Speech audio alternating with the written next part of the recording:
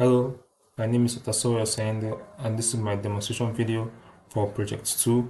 First, I'm going to reset the values here to 0 and the maintenance count for the stamp to 0.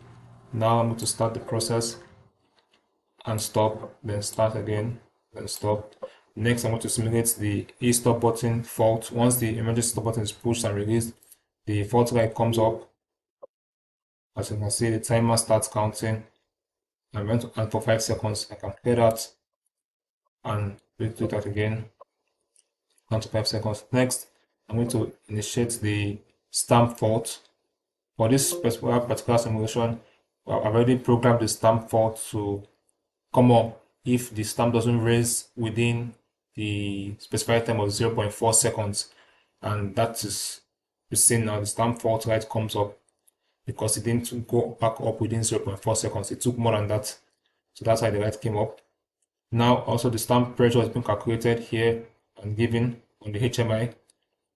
Once a part is put on the scale, the scale sensor has been programmed to give a particular the amount, to configure the amount and calculate it. And that is also displayed on the HMI and not part weight.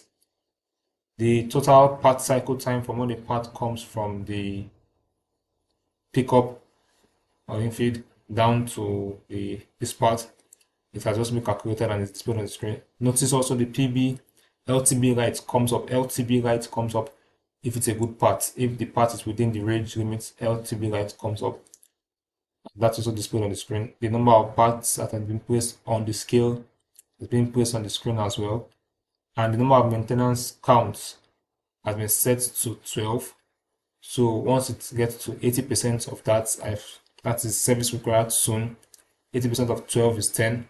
Then this light comes up. Then once it is actually 12 out of 12, this service alert light comes up, as you will see shortly in this video. So this is now 9 out of 10 and 9 out of 12. This is a good part. LTB light comes up. This is the 10th. Now you can see the service required soon light has come up.